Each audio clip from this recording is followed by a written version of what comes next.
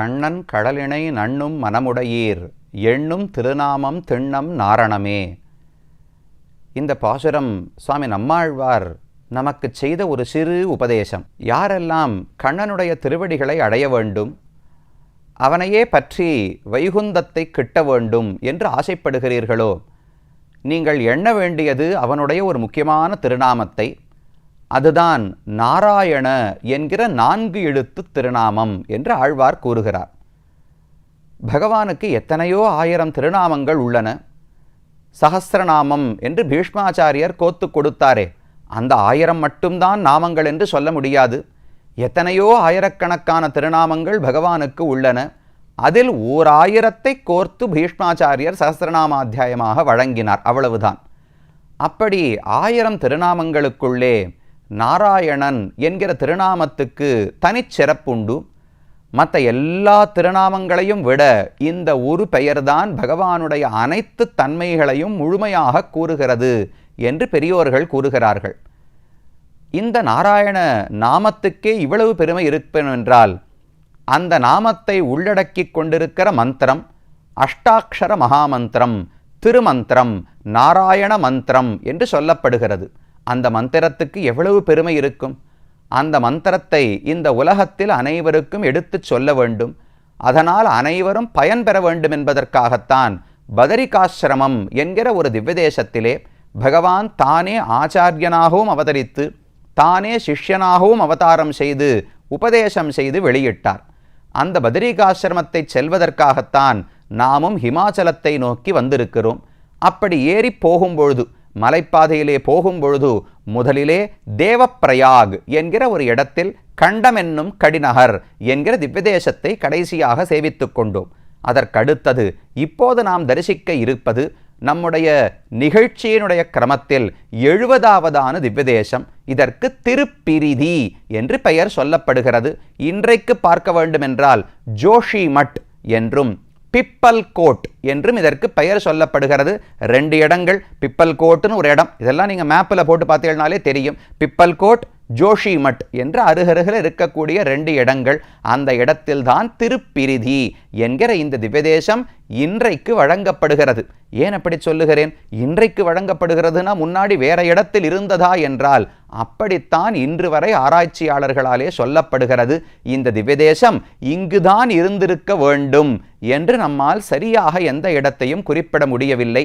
இப்போது கடந்த ஒரு 200-400 ஆண்டுகளாக பெரியோர்கள் இந்த இடத்தை, ஜோஷிமட் பிப்பல் கோட்டுன்னு இருக்கே, அந்த இடத்தைத்தான் திருப்பிரிதி என்று வணங்கி கொண்டு வருகிறார்கள். ஆனால் இது திருப்பிரிதியே அல்ல, திருப்பிரிதி வேற ஒரு இடத்திலே இருந்தது என்றுதான் ஆராய்ச்சியாளர்கள் சொல்லுகிறார்கள். ஏன் என்று பார்த்தால் அதற்கு பல காரணங்கள் உள்ளன. இப்போ அதை தெரிஞ்சுக்கணுமா, தெரிஞ்சுக்க வேண்டாமா, இதை போல சர்ச்சையெல்லாம் வேண்டுமா என்றால் இதில் ஒன்றும் மனஸ்தாபம் கிடையாது.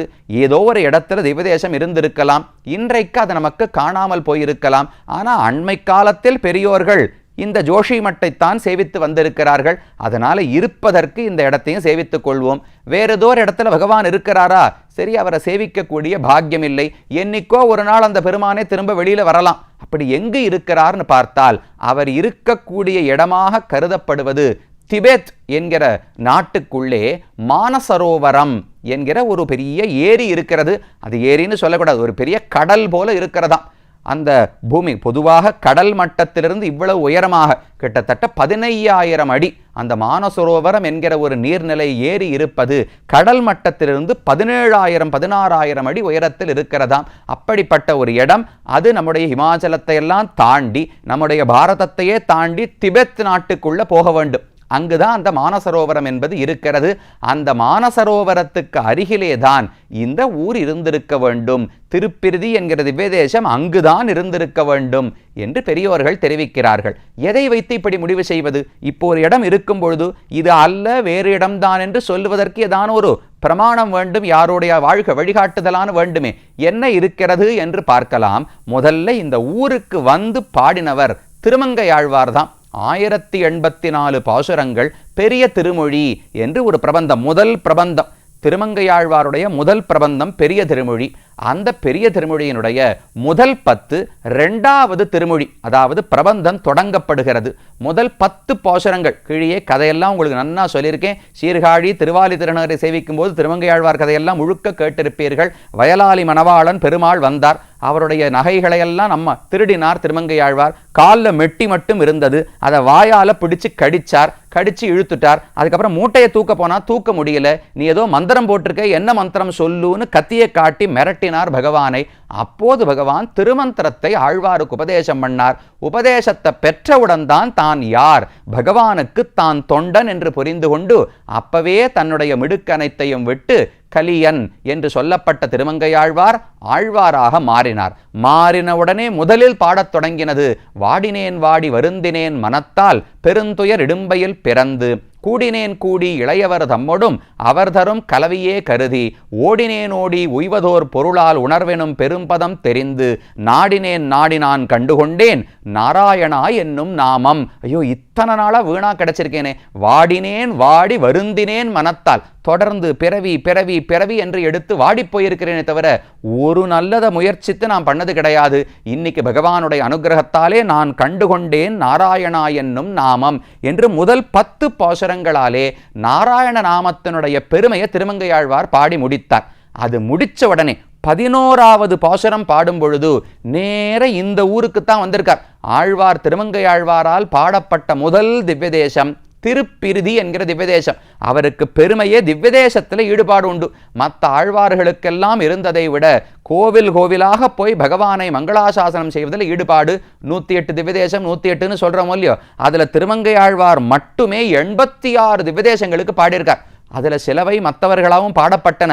ஆனால் திருமங்கையாழ்வார் மட்டுமே 86 திவ்யதேசங்களுக்கு மங்களாசாசனம் செய்திருக்கிறார்.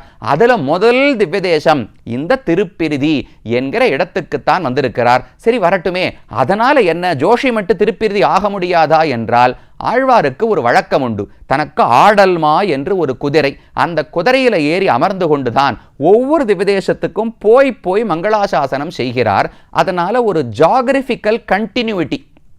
ஆழ்வாருடைய பாசுரத்தை பார்த்தேனாலே திருப்பிருதிலிருந்து தொடங்கினவர் அப்படியே ஒரு மேப். இன்னைக்கு நாம போகணும் 108 திவ்யதேசத்தையும் சேவிக்கணும்னால் ரூட் மேப் போட்டில்னா என்ன கிடைக்குமோ அது அப்படியே திருமங்கை ஆழ்வார் ஃபாலோ பண்ணியிருப்பார். முதல்ல திருப்பிருதியில் பாடுறார், அடுத்து பத்ரிகாசிரமம் பாடுறார், இப்படி ஒவ்வொன்றா பாடிண்டே சாலக்கிராமம் பாடுறார், கீழே அகோபிலத்துக்கு போறார், திருவேங்கடத்துக்கு போறார், தொண்ட நாட்டுக்குள்ள போறார். அப்ப நாம எப்படி ஒரு ஜியாகிரபிக்கல் மேப் படி எப்படி போவோமோ அந்த வரிசையிலேயே தான் திருமங்கை ஆழ்வாருடைய பாட்டு இருக்கும். மற்ற ஆழ்வார்களுக்கு அப்படி கிடையாது. திடீர்னு திருவேங்கடத்தை பாடுவா, திடீர்னு ஸ்ரீரங்கத்தை பாடுவா, திடீர்னு பத்ரிகாசிரமத்தை பாடுவா, திடீர்னு திருமாலிருஞ்சோலமலையை பாடுவா. மேற்கு கிழக்கு வடக்கு எந்த வரமுறையும் கிடையாது.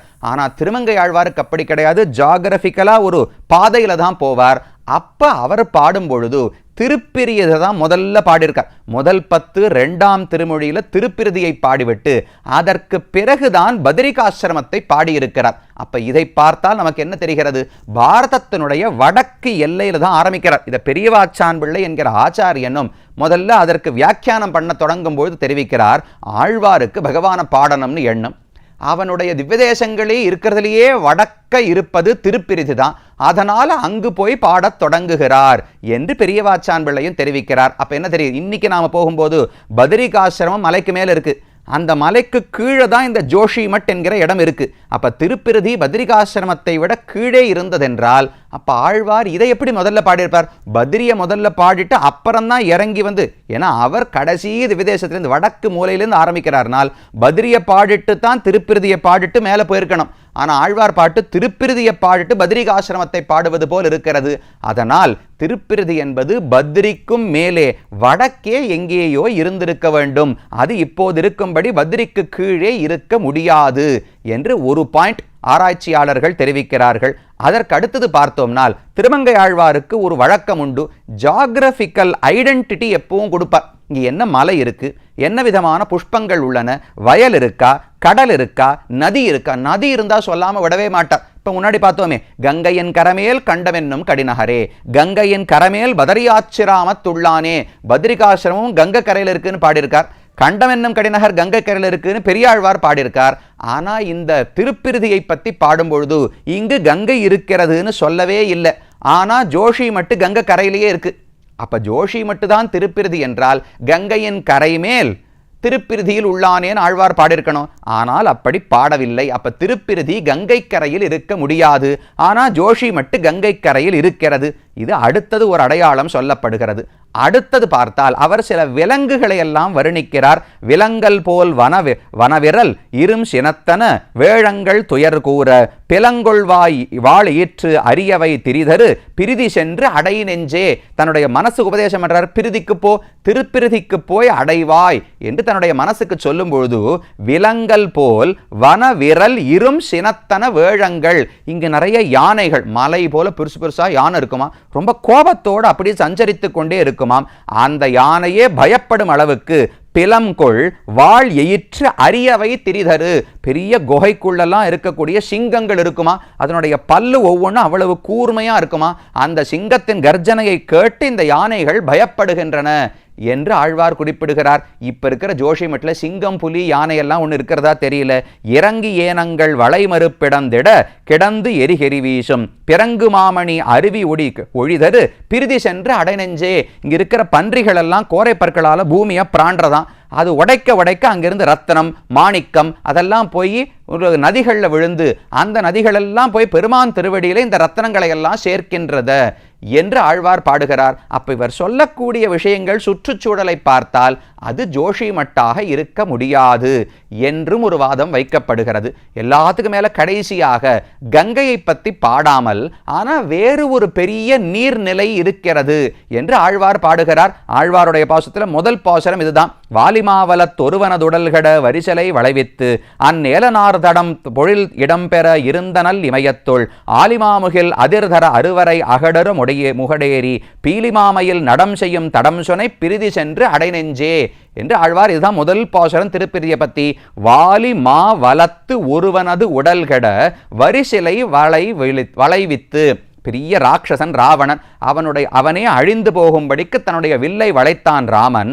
அன்று ஏலம் நாறு தடம் பொழில் இடம்பெற. ஏலம், நல்ல ஏலக்காயனுடைய வாசனை எல்லாம் நன்னா இருக்குமா இங்க இருக்கக்கூடிய சோலைகளில்.